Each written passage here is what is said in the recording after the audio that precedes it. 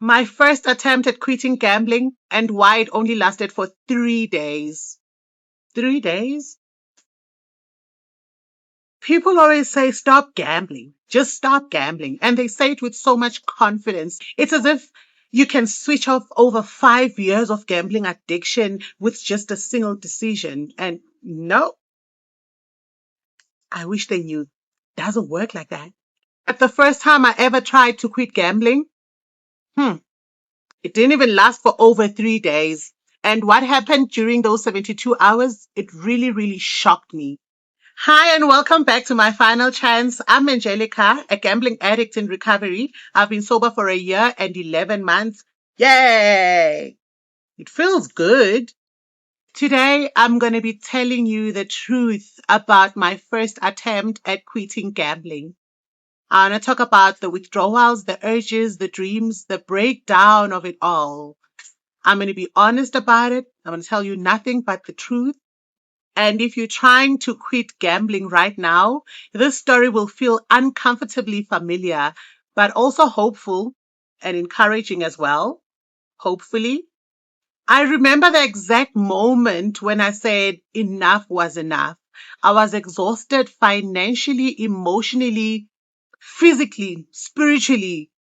My nights were spent chasing losses and my days were spent pretending I was okay, even though deep down I knew that I wasn't. And it was all because of my gambling addiction. So I told myself, this is it. From today, no more casinos. I felt so powerful. It felt like I was about to enter into a new beginning and I was looking forward to it. But I didn't know that quitting gambling isn't just quiet, it's loud. Your brain screams for what you're trying to walk away from.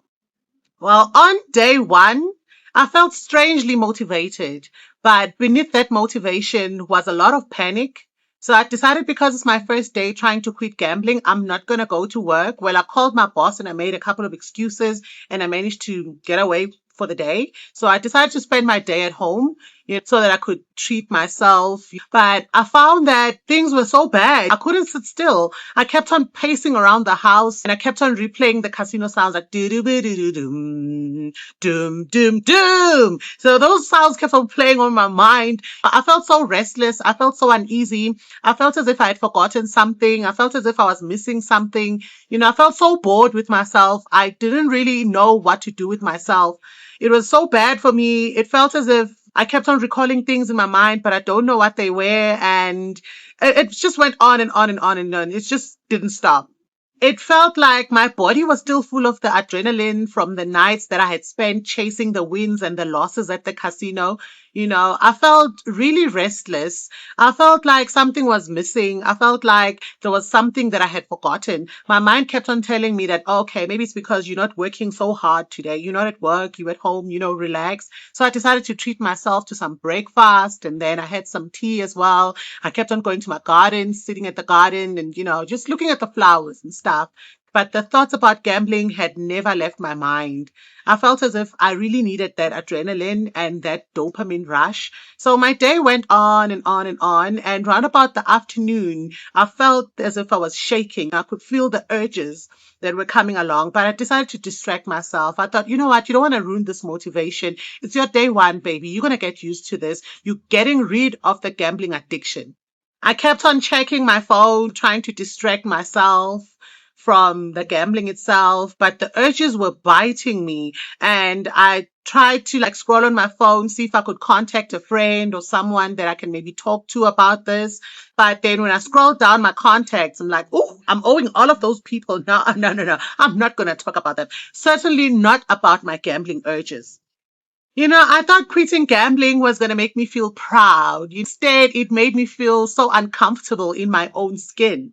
So the first day went well, even though it was hectic, but I started feeling the urges very late at about 6 p.m. because usually by 6 p.m. I was checking in at the casino, going for the night. So the urges kept on biting me. So I decided to myself, I'm going to have an early dinner. I'll just do my mom chores around the house, be with my kids, try and play with them. Even though I really, really wished they would understand what was going on with me at the time.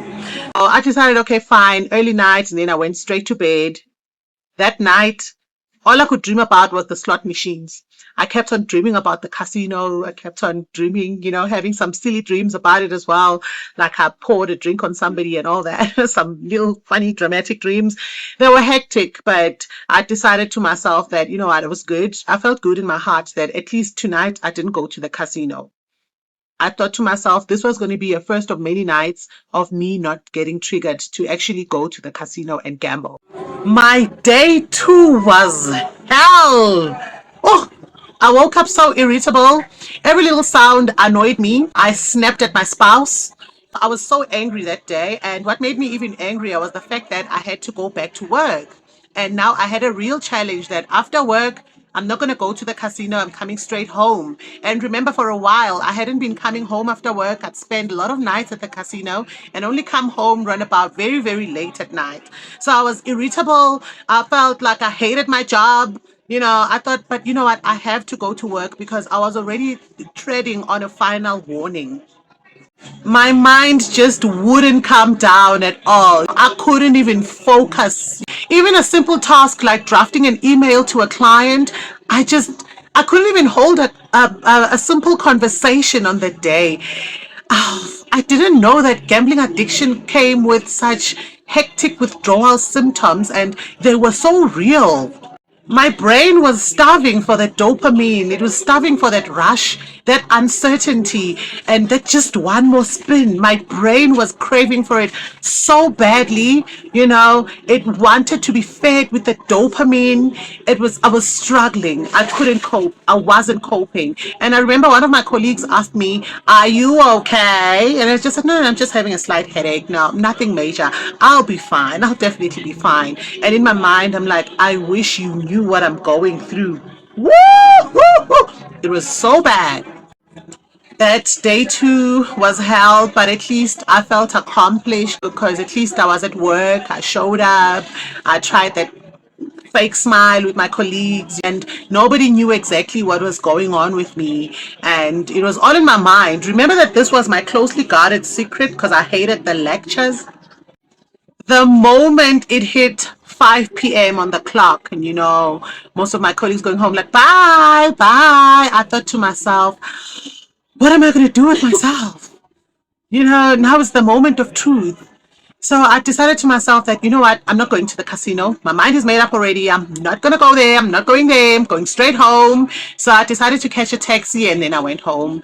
And remember, by then I wasn't even driving anymore because I had sold my car. But I will tell you about that on another vid.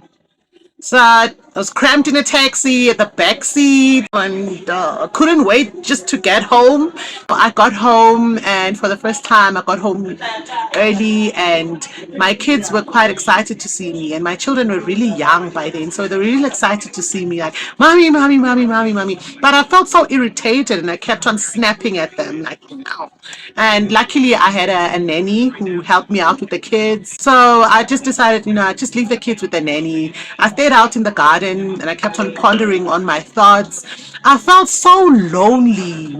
My cravings were so intense and I felt really lonely because when you're addicted to gambling, it becomes like your secret friend. So when you're trying to take it away suddenly, then you feel like you've got no escape. As the night went by, I had lost my appetite for dinner. I could feel the cravings. They had become so intense. They were like at an all-time high. I could feel them physically in my chest. I felt like my chest was tight and my mind kept on whispering to me. Like it was whispering dangerous thoughts. Like, what if today is the winning day? What if today was the day that you hit it big and you didn't even go to the casino? What if you had just gone maybe for a drink? You were not going to gamble. You're not going to spin anything. How us gambling addicts, how our minds tend to lie to us. So my mind kept on lying to me. I decided, you know what, I'm going to have another early night. That night, I didn't sleep at all, or maybe I did, but the dreams were worse than reality because I dreamt I was at the casino. I saw the bright lights in my dreams flashing, the bonuses, the features, and in my dream, it felt as if there was even some loud music, some loud vibe, and I was dancing to it. I saw myself in my dream and I was dancing with a huge lump sum of cash that I had just won on roulette, and I'm thinking, I didn't even play roulette, like, really? It, it was hectic. I woke up sweating. My heart was racing. It felt like I had been gambling. That's when I realized that I wasn't fighting a habit. I was fighting my own brain. And that's what made it even more interesting. And it just hit me in my mind that today is day 3. Whew. I was angry. I was frustrated. I was emotionally drained. The withdrawal, the boredom. I felt like, what am I doing to myself? What if maybe I'm meant to gamble for the rest of my life? It felt so emotional for me because it was like an emotional roller coaster of some sort. My mind was screaming. My mind was screaming at me. Why are you punishing yourself? If you can just go to the casino just one more time, just one more spin on your favorite slot fruity machine, it can set you right, can bring you back to that good mood. So it was me challenging my brain to say, no, not today. I don't really, really want to do this. And then my brain kept on saying to me, no, maybe just one more spin. You can stop after today. You can finally really, really, really stop. See, you made it day before yesterday and yesterday, your 2 days, but today, maybe your final day, maybe today you could hit it big. You could walk out with that jackpot. My day went on and on at the office. I was feeling so unproductive. I thought to myself, I need to come up with a plan to escape this office because it felt like I was out of place. My place was the casino. So I decided to spin another fake story to my boss. I lied to my boss and then I managed to be able to be let to go home early. I was let off early. So I was excited, and immediately as I stepped out of the office, I still remember it very well. It was around about 3 p.m. in the afternoon. I felt that adrenaline rush, and I was leaving early, going home. So I stepped into a taxi and I went straight to the casino. By that time, I wasn't thinking of anything else. I didn't even think about the progress that I had made for the past 2 days. Took the taxi and straight to the casino. And as I walked into the casino, it felt like I was missing this. It felt like I really had to be there at that time. And while I was at the casino lobby, my senses kind of tried to come back to me to say, but listen, you said you're never going to gamble anymore. And then another part of me kept on convincing myself that no, just a little bit, just to shut my thoughts up, just to release the pressure because I felt so much pressure. Quitting gambling for the first time ever, it felt, I can't explain it. I still can't explain it even today. I still said to myself, look, maybe just one more spin or maybe just 10 spins. You can never know. Probably maybe by the 5th spin, I'll probably get something and walk out of this place. And it was a conflict because I knew deep down that I had to quit this thing. But I think my mind was just not ready. I was still chasing that dopamine. So that's how I relapsed and I ended up losing even more money. And I remember leaving that night feeling like such a failure. I remember leaving the casino at about 10 p.m. and I felt like such a failure. I thought to myself, why did I do this to myself again? Oh no, I relapsed. I ruined the emotional and mental work that I was building on for 2 days. I cried. I felt so emotional. I cried. I felt so guilty. The guilt that I felt was screaming louder than the addiction itself. And looking back now, I think I wasn't weak.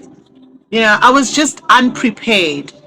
No one told me that quitting gambling comes with withdrawal symptoms, emotional, physical, psychological. No one told me that I'd have dreams, I'd have mood swings, I'd have casino mares, nightmares. No one told me that I'd even lose my appetite.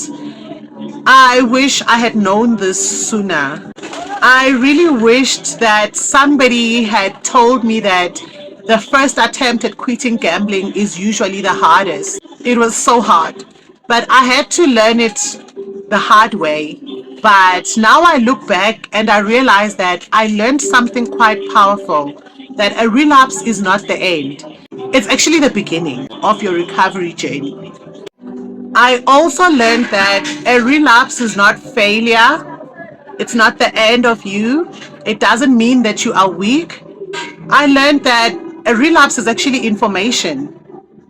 If you listen closely and you watch closely at all the relapses that you've had, you will notice that a relapse is not punishment. Instead, a relapse is information. That relapse taught me about my triggers, what breaks me, and what I needed to do better. So that first relapse was very hectic, but looking back at it now, I can see what it was trying to teach me. Look, quitting gambling is not an easy path. It's messy, it's painful, but it's possible. You know, when I relapsed, I felt ashamed, I felt disappointed, I felt like I had failed myself. But I'm looking back now and I understand something that I didn't know then. I wasn't weak, I wasn't making excuses. I was experiencing the real withdrawal from the gambling addiction. If you are trying to quit gambling, I need you to please remember this. Your first attempt, it won't be the easiest. It's always going to be messy. And when you fail at your first attempt, it doesn't define you. It doesn't make you a failure. What matters most is that you keep on going, one day at a time. Look, some people fall at day one, some fall at day two, some even fall at day three. Well, like I did, you know. Some fall after some weeks, others fall after some months. But what matters is that you keep on trying. It's a journey. My first attempt only lasted 3 days, but it taught me that I was up against an addiction. I was up against a problem, a gambling disorder. So tell me in the comments, how long did your first attempt last? Which part was the hardest for you? What happened to you? Did you hear any ringing bells, any jingling bells? Let's talk about it. Tell me about it. I really love to hear from you in the comments. And if you stayed in the video for this long, please subscribe to my channel, as this channel is not just for me alone. I believe this is our final chance at trying to recover. Recovery is a journey and it's never a destination. Thank you so much for watching. I really wish that we will use this final chance fruitfully. This is a final chance. We don't judge relapses. We learn from them and step by step we rise. Thanks for watching. Catch you on the next vid.